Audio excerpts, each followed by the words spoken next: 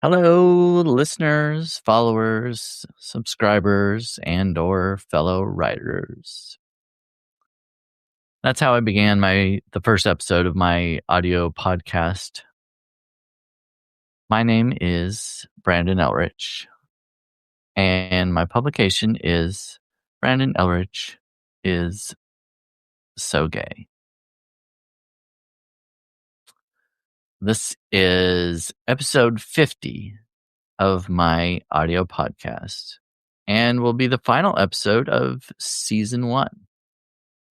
I published my first episode on January 3rd of this year, and it was basically an introduction to who I am, where I'm from, etc. Today, I wanted to give a brief overview of my year on Substack.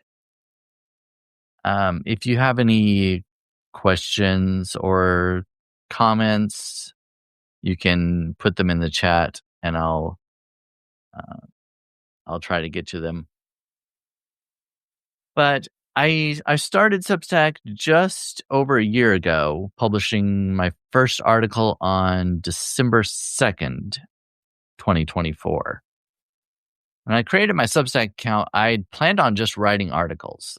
I'd been writing on Medium for a while, a little over 2 years, I think, but I wasn't making enough money to make it worth the time it took to write them. So, like many people, I wanted to earn a living doing something that I loved, and Substack seemed like a viable option.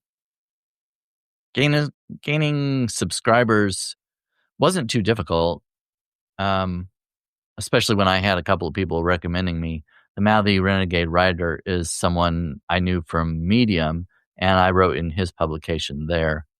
He was doing very well on Substack, and he started recommending my publication, which gained me a lot of subscribers. The hard part was trying to convert those free subscribers into paying ones.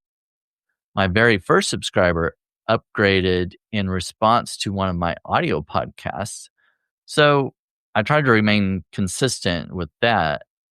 Like I said, this is episode 50. So that averages out to almost one every week. And I took a couple of breaks, but sometimes those are necessary. I started trying live videos right before June of this year because I had what I thought was a great idea. I'd do a Midwest Pride tour going live from various Pride locations, celebrations around the Midwest. I went to 3 locations in Missouri, 1 in Nebraska, and 1 in Kansas. I talked with vendors, Pride Fest sponsors, church groups, etc. As far as gaining subscribers, I'm not sure it had the effect I had hoped for, though I gained the most upgrades in July, so maybe it did help. Either way, I had a lot of fun doing it, and I think I showed people a good glimpse of what gay pride looks like in the Midwest. My long-term goal was to gain enough that I could afford to do another tour in 2026, but like travel to a different area, maybe do an East Coast, West Coast, or a Southern Pride tour. But as it stands right now, I can't afford to do all that traveling. So, I don't know. My long-term goal, oh no, I said that my long-term goal was to do another Pride Fest tour. So, but then a shorter-term goal was nearing the end of the year. I wanted to try something else, so I committed myself to going live every day in December. I'd gained many subscribers through live videos, so throughout the year, that's what my statistics were showing me, that a lot of them, almost, I think it was about half of them came from live videos. So I thought, I'd make a push to end 2025 with a bang and maybe go into 2026 on a high note. So I wanted to have some guests on, but with the busy holidays and such, I expected I'd have to appear by myself most of the time. But I reached out to several people, and there was only one person who said they couldn't do it, and one who never responded. But other than them, everybody else happily agreed. They were excited to do it. It was stressful at times trying to schedule everyone for different days, researching their niches and expertise and what they wrote about, and trying to figure out what we would talk about in the live video. But I got through it. I got it all scheduled and worked out and everything. Um, with most people, the conversations flowed very easily. Some I had talked to before, but at least 3 people I chatted with had never been on a live video before, a Substack live at least. So I was excited and happy that they chose to do it with me. So going back to my beginning here, my first article on Substack has had 25 views altogether, which isn't even the lowest number of views I've had on a post. I had one that had only 10 views and a video that only had 8 views in all this time. So fast forward to now, the article that's done the best is called "The Dildos in the Other Ass" or "The Shoes on the Other Foot." But it was a collaboration I wrote with Ginger Cook. It was a satirical type interview I had with her. But my best non-collaboration article was "Things I'll Never Do, My Anti-Bucket List." It was a pretty funny one. When it comes to videos, I've had one that's had 9,590 views, which for me, that's awesome. That's a lot. I mean, I don't know what viral is. I'm probably viral. It's like in the like 1 million or something like that. But I guess comparatively for me, that's I would consider that viral for my videos. But that one was "Scary Stories for Halloween." A clip from that video, after you do live videos, the AI, Substack AI creates clips of your videos for you to put out either on social media, or you can put them out on in notes and Substack. But a clip from that, it continues to get likes and comments. In fact, I just received a comment on it today, and I recorded it 2 months ago on Halloween night. Somehow it's still making the rounds. I don't know how that works. I don't know how it's still out there or why it's still in people's feeds. But like I said, somebody just commented on it this morning. And it's kind of funny because I told a couple of original short stories, fictional short stories on Halloween. And they were like, scary stories. That's what I called it, "Scary Stories for Halloween." But it's a lot of people assumed that it was true. They saw this clip, and of course, in the clip, you don't see me saying that it was a fictional story because that was at the very beginning, and this clip was just taken out of the middle. So people are just seeing this clip and just for some reason assuming that I'm telling a true story of part of my life or whatever. But it's not true. But anyway, in this clip, I was talking about these kids that were jumping off this cliff into a river below, and I had this premonition that there was a hand of death down below. And before this kid jumped, I knew what was going to happen, and he jumped, and he ended up hitting his head in the water, and he drowned. And I felt guilty, the narrator of the story, not me myself, but me as the narrator. I felt guilty that I didn't do something to stop him, and that I was supposed to be the one to go next. because I saw the hand of death. Anyway, people were commenting, saying things like, "Oh, you shouldn't feel bad. It wasn't your fault. It was nobody should have died that day, and it was just a bad decision," and all these things. I kept getting all these comments about it like that, and I felt bad because they felt bad for me, and they were empathizing with me, and I had kept having to say, "Uh, no, this is fiction." Uh, I say that at the beginning of the post, but I know just taking that clip, you can't tell, but if you click on the clip and watch the full video, you see that at the very beginning, I kind of put a disclaimer in a way, because I said I'm reading some original short stories. But anyway, I just kept having to explain that it was fictional. Anyway, that's beside the point. It's gotten a lot of views and a lot of comments, a lot of likes. It's just I don't know, it's crazy, but it's awesome. So anyway, taking that into account, I thought maybe I should write more fiction and poetry, but maybe put it in a separate publication. If people like to hear that, like to read the fiction and stuff.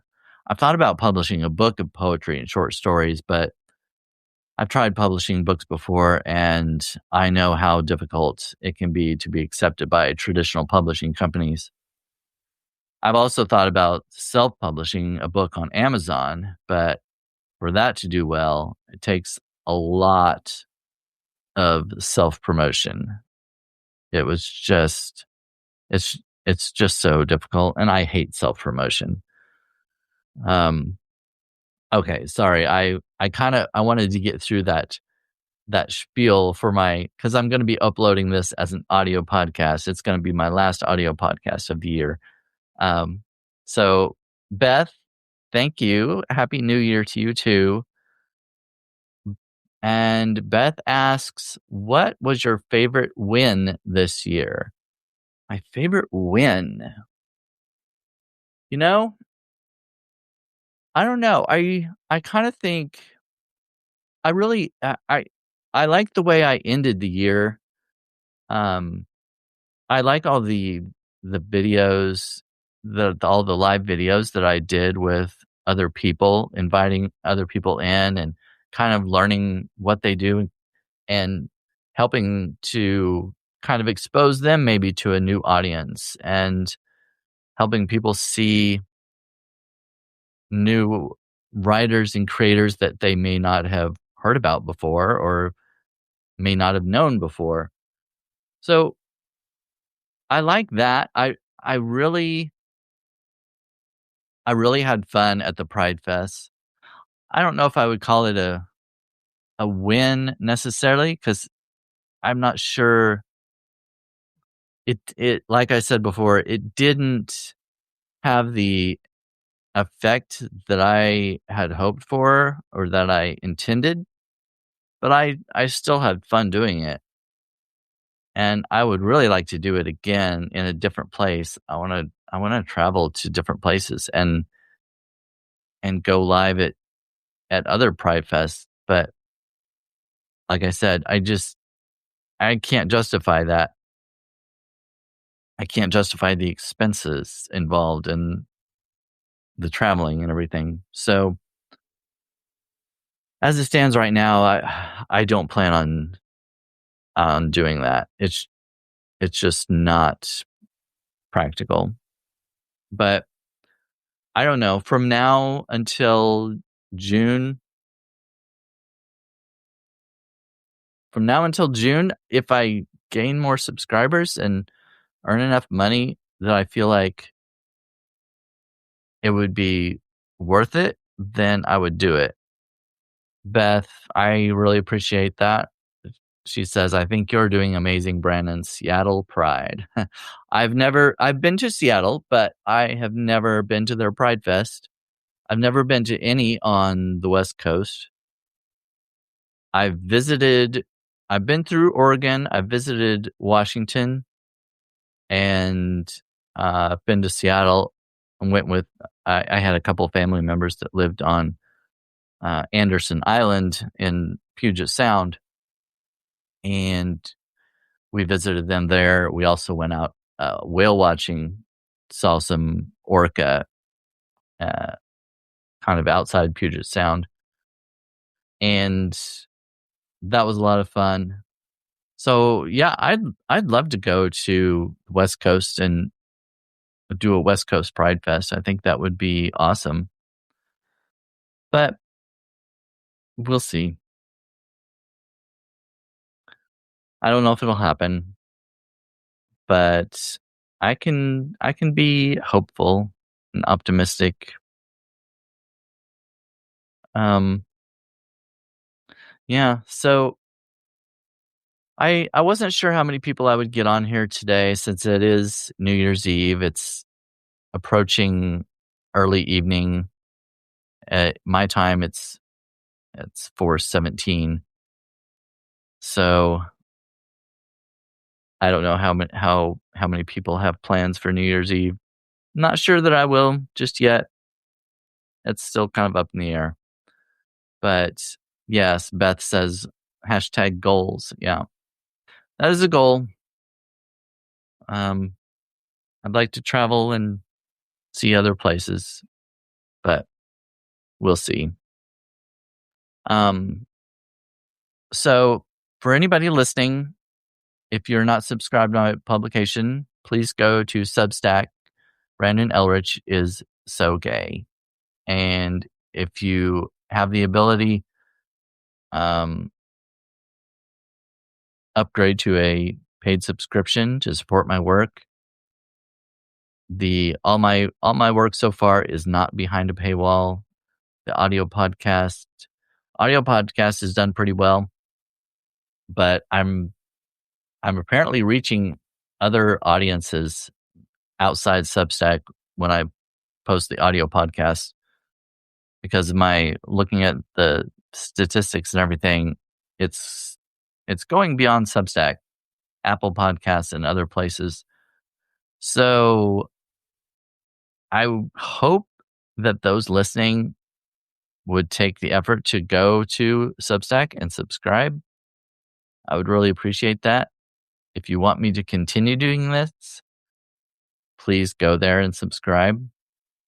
Because if I lose subscribers, if I'm not earning money, if I'm losing income, I'm not going to be able to do this anymore. I'm going to have to rely on other work to earn income. So, if you want to continue to see my content, donate, subscribe. So anyway, thanks for coming in today. I don't have anything else to talk about right now. This is going to be a short one, but it's my last one for the year. I'm going to be starting something new, a weekly live podcast with the Sturge. I think we're going to be starting next week, and I'm going to see how that goes. We're going to try it out for a little while every Tuesday. I think it's going to be in the afternoon, like 3 or 4 p.m. Central Standard Time. So if you want to see what that's about, you can check us out next Tuesday. But other than that, I don't have anything else, so I think I'm going to sign off, and I hope you have a happy new year.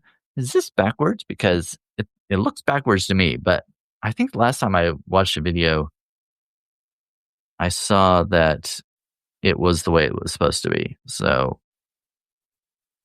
I don't know. Anyway, doesn't matter. Thanks for joining me. I hope you have a wonderful New Year's Eve and an awesome 2026. See you later, everybody.